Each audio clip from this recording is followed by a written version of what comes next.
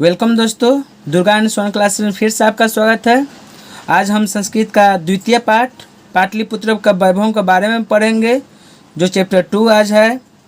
चलिए, चैप्टर 2 का जो फर्स्ट क्वेश्चन है, तो मेरे एक क्वेश्चन कह रहा है कि बिहार की राजधानी कहाँ है। बिहारी नहीं होगा, यहाँ पे क्या होगा, बिहार होगा, ठीक ना। बिहार की राजधानी कहाँ है, तो बिहार की राजधानी पटना है, जो प्राचीन काल में पाटलिपुत्र भी कहा जाता था इसको।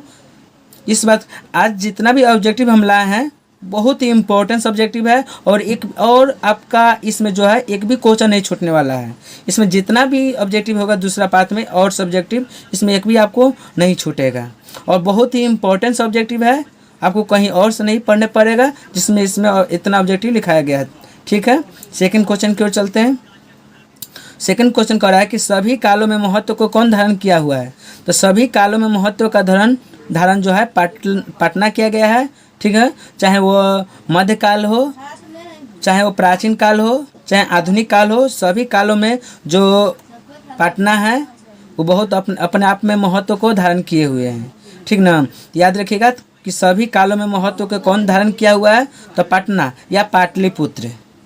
नेक्स्ट क्वेश्चन आपको है कि पाटलिपुत्र या पटना का इतिहास कितना साल पुराना है। पाटलिपुत्र या पटना का इतिहास कितना साल पुराना है, तो आपको बोलना होगा 25 वर्ष या 250 वर्ष पुराना है। नेक्स्ट क्वेश्चन, हमारे ध्यान को पाटलिपुत्र में कौन कौन आकर्षित करता है। तो हमारे ध्यान को पाटलिपुत्र में जो है धार्मिक क्षेत्र और राजनीतिक क्षेत्र और उद्योग क्षेत्र हमारे ध्यान को काजी करता है, आकर्षित करता है। इस बात को याद रखिएगा। नेक्स्ट क्वेश्चन है मेरे पास। नेक्स्ट क्वेश्चन है कि पटना में कौन कौन विदेशी यात्री आए थे। मतलब पाटलिपुत्र में कौन कौन विदेशी यात्री आए थे, तो पाटलिपुत्र में मेगास्थनीज, फाहियान, होवेनसांग, इत्सिंग, ये सारे जो विदेशी यात्री है जो हमारे पाटलिपुत्र में आए हुए हैं। याद रखिएगा, मेगास्थनीज इंडिका जो पुस्तक है उसका लेखक है मेगास्थनीज। चलिए नेक्स्ट क्वेश्चन, और मेगास्थनीज को यूनान का राजदूत भी कहा जाता है, इस बात याद रखिएगा। यूनान का राजदूत, ये परीक्षा में पूछा गया है। नेक्स्ट क्वेश्चन कर रहा है कि गंगा के किनारे कौन सा नगर बसा हुआ है। तो गंगा के किनारे जो है पटना बसा हुआ है, या पाटलिपुत्र भी ऑप्शन में डाल सकता है। नेक्स्ट क्वेश्चन, पटना किस नदी के किनारे बसा हुआ है। तो पटना जो है वो गंगा नदी के किनारे बसा हुआ है। कभी कभी क्वेश्चन इस तरह से पूछता है, ध्यान से देखिएगा, उलट का भी क्वेश्चन पूछ सकता है। जैसे में कि गंगा नदी पटना के किस दिशा में बहती है, ठीक ना। गंगा नदी जो है, गंगा नदी वो पटना के किस दिशा में बहती है। तो याद रखिएगा, इसका जो आंसर होगा उत्तर दिशा में। कहाँ पे होगा, उत्तर दिशा में। नेक्स्ट क्वेश्चन आपका है कि पटना के मतलब पटना बोलिए चाहे पाटलिपुत्र बोलिए, कोई एक ही पढ़ना है। तो चलिए, हम पाटलिपुत्र के विषय में दामोदर गुप्त क्या बताए थे। पटना के बारे में दामोदर गुप्त क्या बोले थे। तो पटना के बारे में दामोदर गुप्त बोले थे कि पटना पृथ्वी का तिलक है, सरस्वती का कुल गृह है, एवं इंद्र के राज से भी यह अधिक सुंदर है। ये कौन बोला था, दामोदर गुप्त बोला था। इस बात को याद रखिएगा, ये कई बार परीक्षा हॉल में पूछा गया है। ये बहुत ही इंपॉर्टेंट सा VBI है। ये 2021 और 22 में भी क्वेश्चन ये रिपीट किया हुआ है, इस बात को याद रखिएगा। चलिए नेक्स्ट क्वेश्चन, बुद्ध के समय में पटना के क्या नाम था। बुद्ध के समय में पटना मतलब पाटलिपुत्र का क्या नाम था। तो बुद्ध के समय जो पटना का नाम था वो पाटलिग्राम। बुद्ध के समय में मतलब महात्मा बुद्ध के समय जो पटना का नाम था वो पाटलिग्राम था, इस बात को याद रखिएगा। नेक्स्ट, भगवान बुद्ध बहुत बार कहाँ आए थे। तो भगवान बुद्ध बहुत बार पाटलिग्राम आए थे। पाटलिग्राम मतलब पटना आए थे। क्वेश्चन पूछेगा, ये भी बहुत इंपॉर्टेंट ऑब्जेक्टिव है परीक्षा के लिए, और कई बार पूछ भी चुका है ये ऑब्जेक्टिव क्वेश्चन, ठीक ना। भगवान बुद्ध बहुत बार कहाँ आए थे, तो आंसर बोलिएगा पाटलिग्राम में, या ऑप्शन में पटना रहेगा तो पटना भी हम मारेंगे। नेक्स्ट क्वेश्चन मेरे पास है, भगवान बुद्ध पटना के विषय में क्या बोले थे। भगवान बुद्ध पटना के विषय में क्या बोले थे, याद रखिएगा। तो बोला भगवान बुद्ध पटना के विषय में ये बोले थे कि यह ग्राम आने वाला समय में एक महानगर बनेगा, लेकिन बाढ़, आग एवं लड़ाई झगड़ा मतलब कलह से सदा घिरा हुआ रहेगा। भगवान बुद्ध पटना के बारे में क्या बोल रहे थे? बोले थे कि जो पटना जो है आने वाला समय में, जो पाटलीग्राम जो है पाटलीग्राम, वो आने वाला समय में एक महानगर तो बनेगा, लेकिन ये हमेशा आग, लड़ाई झगड़ा एवं बाढ़ से पीड़ित रहेगा, सदा घिरा हुआ रहेगा। नेक्स्ट क्वेश्चन मेरे पास है कि पाटलीग्राम आगे चलकर क्या बना? मतलब पाटलीग्राम आगे चल के क्या बना? तो पाटलीग्राम आगे चलकर एक महानगर बना, या पाटलीग्राम आगे चल के ही पाटलिपुत्र बना या पटना बना। ऑप्शन में ये भी बात याद रखिएगा, ठीक ना। पाटलीग्राम आगे चलकर क्या बना? तो पाटलिपुत्र बना या महानगर बना। नेक्स्ट क्वेश्चन, यूनान का राजदूत कौन था? तो यूनान का जो राजदूत था मेगास्थनीज। ये बहुत ही इंपॉर्टेंट सब्जेक्टिव है, इस बात को याद रखिएगा, इसे VVI मार के नोट करिएगा आप लोग। इस चल लिखते हैं, याद करिएगा कि यूनान का राजदूत कौन था? मेगास्थनीज। मेगास्थनीज किस बुक का लेखक है? तो इंडिका पुस्तक का लेखक है। नेक्स्ट, इंडिका पुस्तक का लेखक कौन है? वही अभी बताए थे आपको, मेगास्थनीज। आपका अगला क्वेश्चन, चंद्रगुप्त मौर्य के समय में पाटलिपुत्र का रक्षा व्यवस्था कैसा था? चंद्रगुप्त काल के समय में पाटलिपुत्र का जो रक्षा व्यवस्था था वो कैसा था? तो रक्षा व्यवस्था कैसी थी? तो उत्कृष्ट था। उत्कृष्ट मतलब उच्च कोटि का था।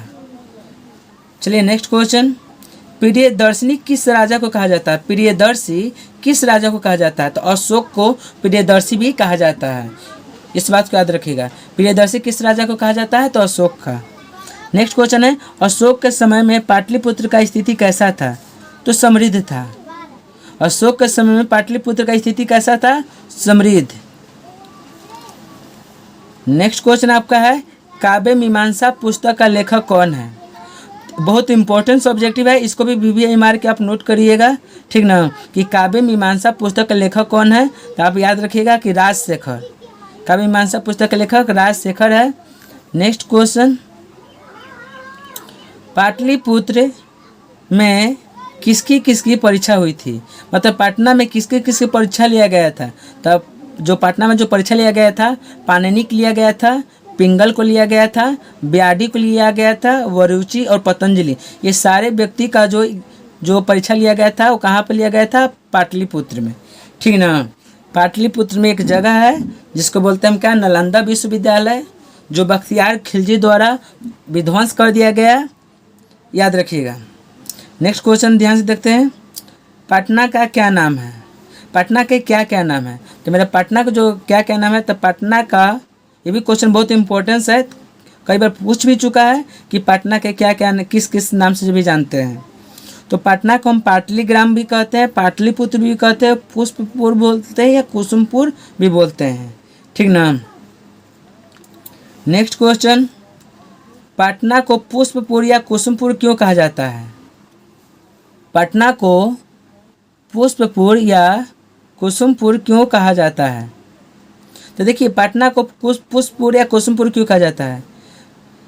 पटना में अधिक मात्रा में फूलों की खेती होता था, याद रखिएगा। फूल पटना में जो होता था, अधिक मात्रा में फूलों की खेती होता था, जिसके कारण पटना को आगे चलकर काची नाम दिया गया, पुष्पपुर या कुसुमपुर भी। याद रखिए, यहाँ पर भी लिखा गया है कि पटना में अधिक फूलों का उत्पादन होता था, जिस कारण से पटना को पुष्पपुर या कुसुमपुर भी कहा जाता था।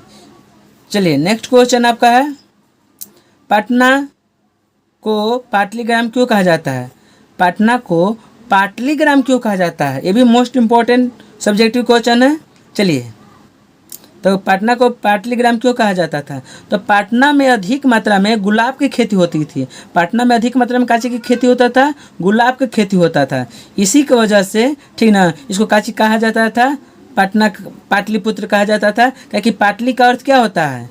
क्योंकि पाटली का अर्थ होता है गुलाब ही। देखिए, ध्यान से देखिए, यहाँ पर भी लिखा गया है कि चूँकि पटना के आसपास गुलाब की खेती अधिक मात्रा में हुआ करता था, इस कारण से पटना को पाटलीग्राम भी कहा जाता था। जैसे में पटना का जो पाटल का अर्थ क्या होता है? गुलाब, पाटल होगा, पाटला नहीं, पाटल होगा। पाटल का अर्थ मतलब होता है गुलाब, मतलब गुलाब का खेती अधिक मात्रा में होता था। गुलाब का दूसरा नाम क्या था संस्कृत में? पाटल, पाटल बोलते हैं, ठीक ना। इसी कारण से पटना को हम पाटलिपुत्र भी कहते थे। तो कोई आपसे पूछेगा कि पटना को पाटलीग्राम क्यों कहते हैं, तो बोलिएगा कि पटना में अधिक मात्रा में गुलाब को खेती किया जाता था, और चूँकि गुलाब का दूसरा नाम पाटल है, इसलिए पाटल के नाम से ही आगे चल कर ये पाटलीग्राम भी बन गया। चलिए नेक्स्ट क्वेश्चन की हम चलते हैं। मेरा नेक्स्ट क्वेश्चन कह रहा है, मेरे बच्चे एकदम घर पर टाइम देकर पढ़िए और एक अच्छा रिजल्ट आप दिखाइए। नेक्स्ट क्वेश्चन, गुप्त वंश के काल में कौन सा त्यौहार मनाया जाता था? तो गुप्त वंश के काल में कौमुदी महोत्सव मनाया जाता था। बहुत इंपॉर्टेंट सब्जेक्टिव है, इस बात को याद रखिएगा। गुप्त वंश के काल में कौन सा त्यौहार मनाया जाता था? तो गुप्त वंश के काल में कौमुदी महोत्सव मनाया जाता था, कौमुदी महोत्सव। नेक्स्ट क्वेश्चन है कि कौमुदी महोत्सव किस ऋतु में मनाया जाता था? कौमुदी जो महोत्सव था, जो त्यौहार था, वो किस ऋतु में मनाया जाता था? तो शरद काल में। शरद काल का दूसरा नाम क्या है? ठंडा के समय में। चलिए नेक्स्ट क्वेश्चन, पाटलिपुत्र को पटना नाम कब पड़ा? पाटलिपुत्र को पटना कब नाम पड़ा? तो मध्यकाल में। मध्यकाल किसको बोलते हैं? मुगल वंश काल में, जिसमें बाबर, अकबर, ये हुमायूं, जहांगीर, शाहजहां रहते थे, उस समय के काल को हम काची बोलते हैं? मध्यकाल, ठीक ना। तो याद रखिएगा पाटलिपुत्र को पटना नाम कब पड़ा? तो याद रखिएगा कि मध्यकाल में, या ऑप्शन में मुगल वंश काल रहेगा तो मुगल वंश काल में भी टिक आउट मारिएगा। चलिए नेक्स्ट क्वेश्चन आपका है, पटना किस शब्द से लिया गया है? पटना किस शब्द से लिया गया है? तो पटना जो है पतन शब्द से लिया गया है। कहाँ से लिया गया है? पतन शब्द से। पतन शब्द से पटना बना हुआ है। नेक्स्ट क्वेश्चन, नगर के पालिका देवी कौन है? तो नगर के जो पालिका देवी है वो पटन देवी है। नगर के पालिका किसको कहा जाता है? नगर के पालिका देवी किसे कहा जाता है? तो पटन देवी को। आज भी हम लोग उनको पूजते हैं, पटन देवी को। चलिए नेक्स्ट क्वेश्चन, एशिया का सबसे बड़ा सेतु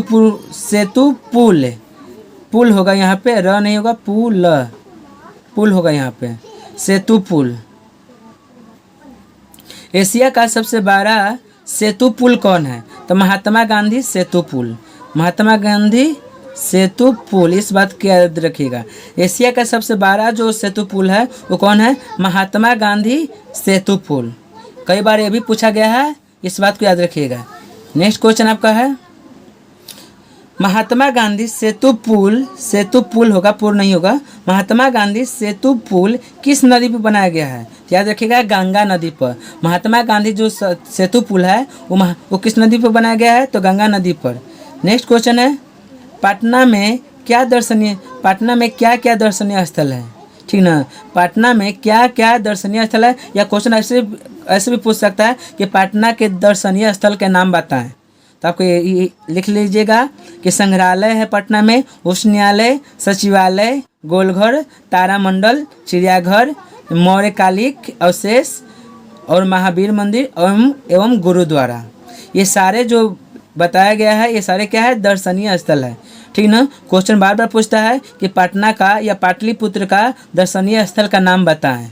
तो ये सारे में से 5 या 2-3 लिख दीजिएगा। को नंबर के अनुसार से लिखिएगा। अगर 5 नंबर में होगा तो 5 को पॉइंट लिखना है, 2 नंबर में होगा तो 2 नंबर पॉइंट देकर उसको डाल देना है। नेक्स्ट क्वेश्चन, सिखों का प्रथम गुरु कौन था? तो सिखों का प्रथम गुरु जो था गुरु नानक था। सिखों का प्रथम गुरु कौन था? गुरु नानक। इस बात को याद रखिएगा। नेक्स्ट क्वेश्चन आपका है, याद रखिएगा। नेक्स्ट क्वेश्चन आपका, सिखों का 10वां गुरु कौन था? तो गुरु गोविंद सिंह। सिखों का 10वां गुरु गुरु गोविंद सिंह थे। और सिखों का प्रथम गुरु जो थे गुरु नानक। याद रखिएगा, बच्चा कन्फ्यूजन होता है। सिखों का प्रथम गुरु गुरु नानक जी थे और सिखों का 10वां गुरु एवं अंतिम गुरु भी गुरु गोविंद सिंह को ही कहा जाता है। इस बात को याद रखिएगा। अंतिम गुरु पूछेगा तो गुरु गोविंद सिंह, या 10वां गुरु भी पूछेगा तो गुरु गोविंद सिंह। और सिखों का 3रा गुरु जो थे गुरु अर्जुन सिंह जी थे, ठीक ना, गुरु अर्जुन देव। नेक्स्ट क्वेश्चन, 3रा गुरु जो थे वो। अगला क्वेश्चन है 33 नंबर, पटना सिखों का दर्शनीय स्थल क्यों है?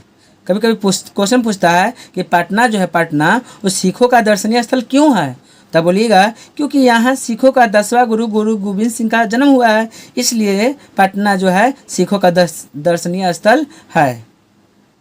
चलिए नेक्स्ट क्वेश्चन को देखते हैं। कूटनिमित्त काव्य के कवि कौन है? कूटनिमित्त काव्य के कवि कौन है, मतलब लेखक कौन है? तो दामोदर गुप्त। इस बात को याद रखिएगा।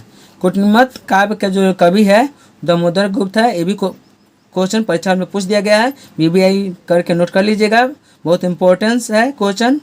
नेक्स्ट 35 नंबर का क्वेश्चन कर रहा है, किसके समय में पाटलिपुत्र की रक्षा व्यवस्था और शोभा उत्कृष्ट थी?